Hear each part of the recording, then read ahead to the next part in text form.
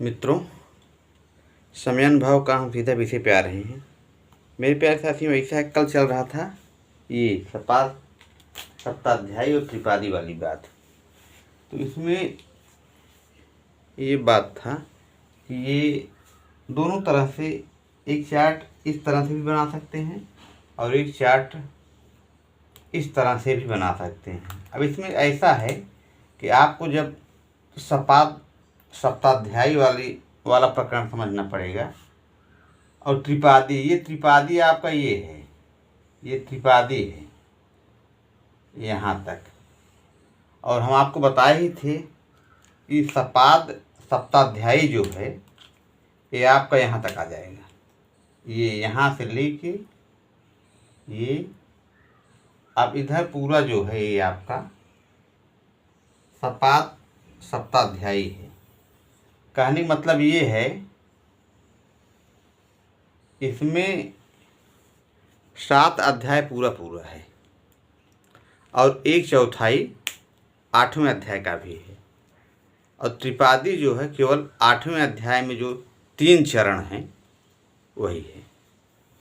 कहने मतलब ये है कि सप्ताध्यायी में 8 अध्याय है टोटल, तो 7 चौक 28 पूरा, एक अध्याय में 4 पाद, एक अध्याय में 4 पाद, इस तरह से। और जो लास्ट वाला अध्याय है 8वां अध्याय, उसका 1 पाद, 1 चरण, ये आपका सप्ताध्यायी में जाएगा। यानी कि 7 सही 1/4 ये है। मैथ गणित के हिसाब से जब देखेंगे इसको तो ये 7 सही 1/4 है और ये आपका 3 सही 3/4 है। यानी ये 3/4 है और ये 7 पूरा है और 1/4 है। तो इस तरह से जब जोड़ेंगे 7 सही 3/4, इधर देखिए 7 सही 3/4 प्लस 1/4 बराबर हो जाएगा आपका 8। क्योंकि मेरे प्यारे साथियों ऐसा है कि यहाँ 4 शेष हो जाएगा और ये 3 प्लस 1 4/4, ये 1 हो जाएगा प्लस 7। तो इस तरह से ये 8 हो गया।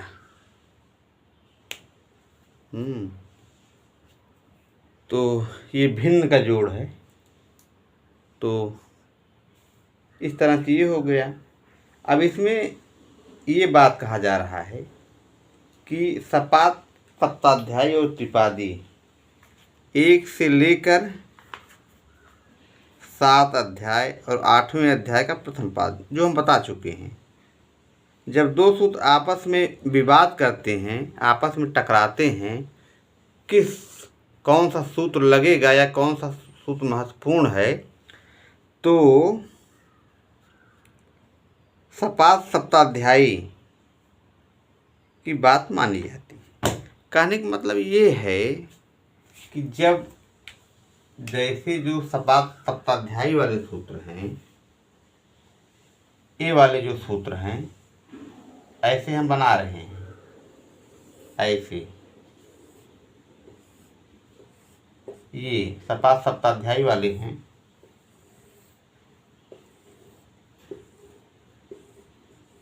ये चीज़ है, जब ये सूत्र और ये सूत्र त्रिपादी वाले भिड़ंत हो जाएगी, भाई कमज़ोर पड़ रहा है ना त्रिपादी, इसमें 3 पाद है। भाई आप ज्योग्राफी में पढ़े होंगे, तो जब हवाएं टकराती हैं, गर्म हवा और ठंडी हवा, तो गर्म हवा उड़ जाती है ऊपर और ठंडी हवा ये जो है नीचे रहती है। क्योंकि ठंडी हवा जबर मानी जाती है और गर्म हवा जो है ये कमज़ोर मानी जाती है। तो इसीलिए त्रिपादी कमज़ोर पड़ रहा है, क्योंकि ये 3/4 है और ये सप्ताध्यायी इधर बहुमत ज़्यादा है, तो ये खींच ले रहा है अपनी तरफ सप्ताध्यायी वाला। तो यही चीज़ है। तो कहने मतलब ये है कि सप्ताध्यायी जो है ये आपका इसकी बात मानी जाएगी। जब दोनों में आपस में टकराहट होगा, विवाद होगा। ऐसे ही समझिए कि जो सरकारें हैं वो जिनका बहुमत ज़्यादा रहता है उन्हीं की बात मानी जाती है, उन्हीं की सरकार चलती है। या आधे से अधिक आपका बहुमत हो जाए तो आपकी बात मानी जाएगी। भाई टोटल 545 सीट है लोकसभा में, संसद में, लोकसभा राज्यसभा मिला के केंद्र की सरकार अगर चलाना है तो 273 बहुमत हो जाए आपका। 545 और आपका जो संसद है 273 पे आप सरकार बना लेते हैं, आधे से एक अधिक। ये चीज़ है, सब कंडीशन है, सब संविधान में सब बातें हैं। अब 273 हो गया तो आपका सरकार बन गई। लेकिन अगर कोई कानून बनाना है तो उसके लिए भाई कई तरह के कानून हैं, तो उसमें सब संविधान में व्यवस्थाएं हैं। अब उसमें भाई 2/3 बहुमत से कुछ चीज़ें ऐसी हैं, जैसे आपका भी यही जो है धारा 370-35 से जो हटाना था, तो उसके लिए उतना बहुमत चाहिए था। तो जब बना, जब सरकार उतना बहुमत आया, तब हमारे श्री प्रधानमंत्री नरेंद्र मोदी जी ने सब काम किया। क्योंकि जब बहुमत ही नहीं रहेगा तो कैसे आदमी कर पाएगा। तो सब हुआ कि ये, और अब केंद्र शासित प्रदेश बना दिए हैं, पूर्ण राज्य भी बाद में बना देंगे धीरे धीरे जब मामला शांत होगा। क्योंकि ये सब मामलाएं अंतर्राष्ट्रीय स्तर की हैं। IR इंटर रिलीजन जब पढ़े थे उस समय पंडित जवाहरलाल नेहरू प्राइम मिनिस्टर थे, उस समय कहानी थी जब रियासतों का एक दूसरे में विलय हो रहा था। जम्मू कश्मीर रियासत जो है विलय करने से इनकार कर दिया। तो फिर बाद में उन्होंने जम्मू कश्मीर रियासत ने भी स्वीकृति दी, विलय हो गया उस रियासत का भी। लेकिन मामला चला गया UNO में, संयुक्त राष्ट्र संघ में। अब संयुक्त राष्ट्र संघ में भारत की भूमिका जो है, भाई अस्थायी सदस्य है भारत, अस्थायी सदस्य नहीं है। जो अस्थायी सदस्य हैं वो हैं चीन है आपका, इंग्लैंड है, अमेरिका है। इंग्लैंड, अमेरिका, चीन, ब्रिटेन, हाँ ब्रिटेन इंग्लैंड एक ही है, जर्मनी है आपका। तो ये 4-5 लोग हैं जिनको वीटो पावर है। वीटो माने आत्यंतिक शक्ति की तरह से कोई भी चीज़ है अगर अंतर्राष्ट्रीय स्तर पर जा रहा है, अगर वो वीटो लगा देंगे तो काम रुक जाएगा। तो आपका चाइना हो गया, अमेरिका हो गया, रूस ये भी है, 3 तो यही हो गए, और इंग्लैंड और जर्मनी 5, एक कोई रहे है जापान है, तो कुछ है। तो ये लोग हैं जो कि अस्थायी सदस्य और अस्थायी। तो मामला चला गया उस समय UNO में, संयुक्त राष्ट्र संघ में। तो वहाँ ये प्रकरण हुआ शांति काल में ये बातें, क्योंकि जिस आर्टिकल के तहत उठाए थे, तो जब वहाँ शांति होगा तब उस पर कुछ निर्णय लिया जाएगा। तो वहाँ शांति कहाँ कायम हो रहा था।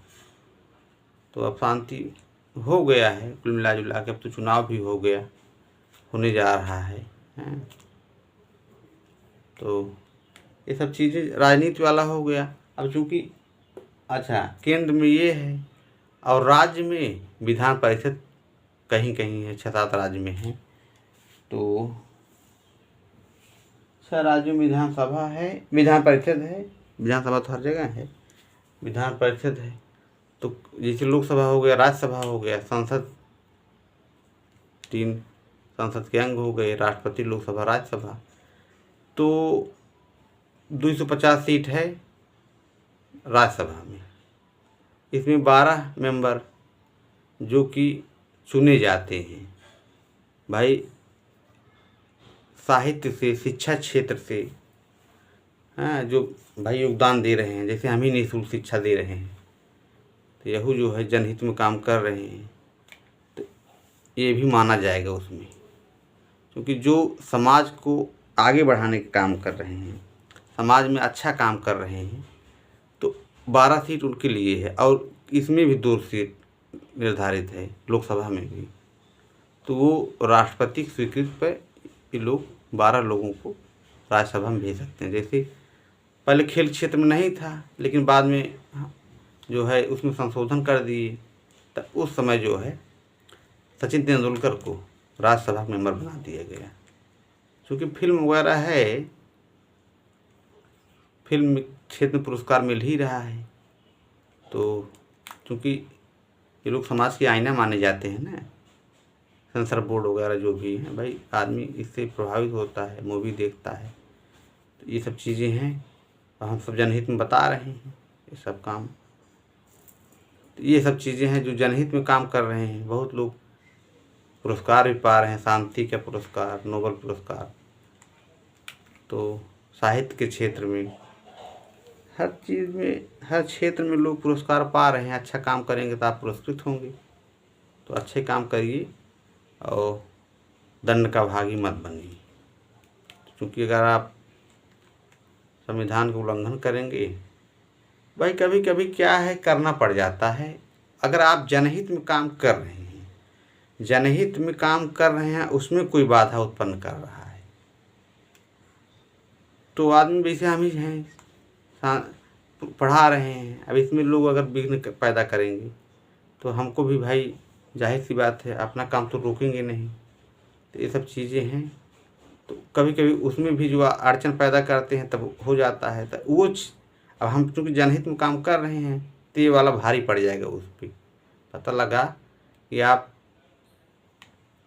तो ये हमारे नेता लोग जो भी हैं, यहू लोग, तो इसमें देखा जाता है ना कि कौन किससे प्रभावित हो रहा है। पता लगा कोई आप अपराध किए, मान लीजिए शांति में 151 में आपका चालान हो गया, आप धरना प्रदर्शन करने गए हैं, जनहित में काम करने गए हैं और सरकार के खिलाफ आप लड़ाई लड़ रहे हैं, क्योंकि उससे जनता प्रभावित हो रही है, तो उसमें आपका अगर कुछ हो रहा है तो ये उसको कोर्ट देखती है, कौन क्या प्रभावी है, कैसे नहीं है, सब चीज़ें बाद में मूल्यांकन कोर्ट भी करती है। भी देखिए आप, एक प्रकरण आया था राहुल गांधी वाला, तो माननीय श्री राहुल गांधी जी जो विपक्ष के नेता हैं, उनका भी एक मैटर आया था, तो वहाँ कोर्ट ने, माननीय चंद्रचूड़ उसमें मुख्य न्यायाधीश अभी भी हैं, अभी कल उन्होंने एक न्याय बहुत अच्छा दिया और उसका हमारे चैनल की तरफ से माननीय श्री चंद्रचूड़ जी को, जो कि इसमें मुख्य न्यायाधीश हैं, उनको साधुवाद, क्योंकि उन्होंने अपने पावर का सदुपयोग किया। जो न्यायिक शक्ति है, जिसके लिए न्यायपालिका जानी जाती है, कल उन्होंने एक ऐसा निर्णय दिया कि उन्होंने एक IIT के छात्र था जो कि मतलब फीस नहीं दे पाया था, उस कारण से थोड़ा लेट हो गया, उस कारण से वो वंचित हो गया दाखिला से। तो मामला कोर्ट में जाते कोर्ट में जब पहुंचा, तो माननीय श्री चंद्रचूड़ जी ने पूछा वकील से कि आप विलम्ब क्यों की, भाई जाहिर सी बात है पूछना पड़ता ही है। तो उन्होंने कहा कि गरीबी के कारण पैसा तो करने में, मतलब जुटाने में देर हो गई। तो माननीय श्री चंद्रचूड़ जी ने कहा हम भाई इस पर विचार करेंगे। तो उन्होंने जजमेंट दिया, क्योंकि उन्होंने अपने पावर का सदुपयोग किया। 142 अनुच्छेद के तहत न्यायपालिका को वीटो पावर है, माने असाधारण शक्ति है। अनुच्छेद 142 ये न्यायपालिका को असाधारण शक्ति, उस समय न्यायपालिका कुछ भी कर सकती है, कोई रोक नहीं सकता है। चाहे तो समय राष्ट्रपति शासन लगा दे, चाहे तो जो है, मतलब कहने का मतलब ये है कि उस समय न्यायपालिका सर्वोच्च हो जाती है, उसमें न्यायपालिका की ही बात मानी जाएगी। ये चीज़ें हैं। तो उन्होंने अपनी शक्ति का सदुपयोग किया, क्योंकि न्यायपालिका जनहित में देखती है ना। तो उन्होंने कहा कि हम भाई एक छात्र को नहीं खोना चाहते हैं, जो कि इंजीनियरिंग के छात्र है, और उन्होंने एक सीट बढ़ाने के बाद उसको छात्रावास भी दिया। तो इसीलिए हमारे माननीय चंद्रचूड़ जी जाने जाते हैं, श्री चंद्रचूड़ जी, चूँकि न्यायपालिका इनके इस तरह के कुछ जजमेंट पारित कर देते हैं। अब बताइए, इस तरह से काम किए हो, क्योंकि सब कुछ क्लोज हो चुका था, एडमिशन हो चुका था, सीटें सब भर चुकी थी, लेकिन चूँकि ये न्यायपालिका की पावर है। जब अन्ना हजारे का आंदोलन चल रहा था तो उस समय लोग कह रहे थे न्यायपालिका अपने शक्ति का प्रयोग करे, अनुच्छेद 142 साधारण, लेकिन ये सब विषम परिस्थितियों में किया जाता है। जब न्यायपालिका को लगता है कि नहीं, इस आदमी के साथ नाइंसाफ़ी हो रही है, तो उन्हें लगा कि इनके साथ मतलब कुंजारीला कि यद्यप अब चूँकि एडमिशन नहीं ले पाया तो कानून से बचते हैं, लेकिन अब न्यायपालिका को लगा कि नहीं, इसके साथ नाइंसाफ़ी हो जाएगी, बच्चे के साथ। तो ये मतलब कि न्यायपालिका को भी सही गलत पता लगना चाहिए ना, वास्तव में हो क्या रहा है। तो न्यायपालिका को लगा कि नहीं, ये न्याय के खिलाफ है। वैसे हम ही लोगों में मैटर चल रहा है BATT 2011 का। तो माननीय दीपक मिश्रा उसमें जज थे, उन्होंने 2 बार कंप्लांस ऑर्डर कर दिया 24 फरवरी वालों में। उसमें हम भी याची बने हुए थे, और सरकार अभी भी नहीं कर रही है। 72,825 2 बार विज्ञापन आया, सुप्रीम कोर्ट ने दोनों बार सही माना। अब सरकार सचिव फंसे हुए हैं, उनको न्याय का अवमानना भी हो गया है, क्योंकि फीस वापस कैसे करें, उनके लिए भी समस्या है। फीस वापस करेंगे तो न्यायपालिका की अवमानना हो जाएगी, क्योंकि न्यायपालिका ने, सुप्रीम कोर्ट ने 25 जुलाई 2017 के आर्डर में विज्ञापन को सही माना है, लीगल माना है। तो अब विज्ञापन निरस्त कर नहीं सकते हैं, और पैसा वापस कह रहे हैं। अपने ही स्वयं कह दिए हैं कि इतने दिनों पैसा नहीं वापस किए हैं, आधे से अधिक में। तो अब 4 नवंबर तक उनको जवाब लगाना है। जवाब क्या लगाएंगे, क्योंकि न्यायपालिका के अगर खिलाफ जाएंगे, न्यायपालिका का अवमानना करेंगे, तो सुप्रीम कोर्ट अपने अनुच्छेद 142 का भी प्रयोग कर सकता है, क्योंकि जो उसको वीटो पावर है, जो आतंत्रिक शक्ति है, जो जिसके लिए असाधारण शक्ति जिसको कहते हैं, असाधारण शक्ति। तो हमारे चंद्रचूड़ जी, माननीय श्री, जो इस समय मुख्य न्यायाधीश हैं, ये अपने न्यायप्रियता के लिए जाने जाते हैं। मुख्य न्यायाधीश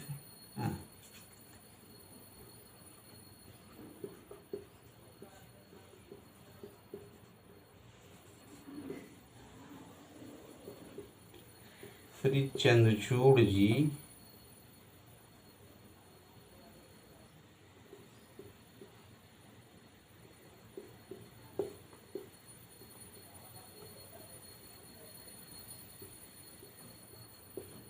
अपनी न्यायप्रियता के लिए जाने जाते हैं।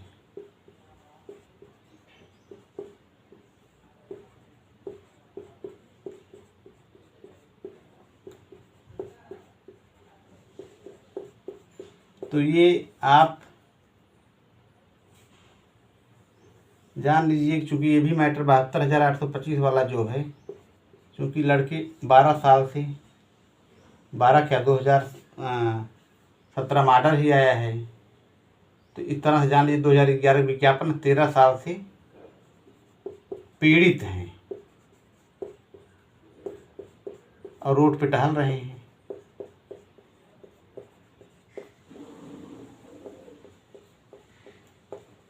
मान लीजिए हम तो अपना चैनल बना लिए हैं, तो पढ़ा रहे हैं, लेकिन कुछ पा थोड़ी रहे हैं भाई। आदमी इस समय आर्थिक का ज़माना है, एक पैसा मिल नहीं रहा है, तो क्या करें, यही चैनल चढ़ा है। अगर हमारा चैनल चलने लगेगा तो हो सकता है कुछ अर्निंग होने लगे, वो तो नहीं हो रहा है।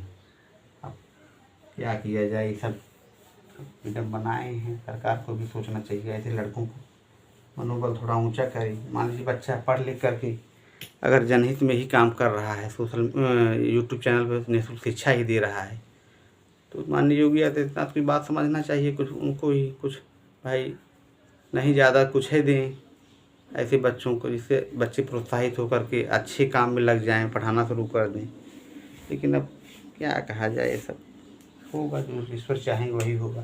तो ये आप इसके लिए जाने जाते हैं। तो ये अपने 142 जो असाधारण शक्ति है,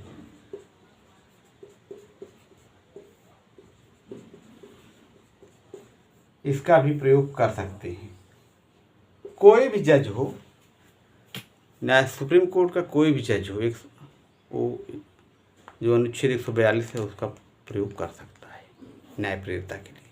क्योंकि माननीय उसमें श्री दीपक मिश्रा जी मुख्य न्यायाधीश थे और उन्होंने 2 बार कम्प्लांस ऑर्डर किया। और इसके बाद श्री यूलरिस साहब आए, वो भी उसको सही माने, लीगल माने। 2 लोग जज, जो चीज़ें सही हैं, लीगल हैं, वो क्यों नहीं होगी। लेट लतीफ़ सरकार को करना ही पड़ेगा, क्योंकि सरकार भी कानून के तहत ही कोई काम करेगी। उन्होंने कहा, हम लोग जो धरना प्रदर्शन करने गए थे लखनऊ, तो उन्होंने कहा कि स्पष्ट आर्डर लेके आइए। तो स्पष्ट आर्डर तो अब कोर्ट ही देगी ना। अब हम लोग तो लड़ ही रहे हैं इतने दिनों से, पैसा धन भी जा रहा है, धर्म भी जा रहा है। तो ये सब चीज़ें हैं, सब जनहित में बताया जा रहा है। नमः संस्कृताय। आप लोग हमारे चैनल जयप्रसाद दुबे नमः संस्कृताय चैनल बने रहिए। जेपी संस्कृत क्लासिक, निःशुल्क शिक्षा जनहित में जारी। धन्यवाद मित्रों।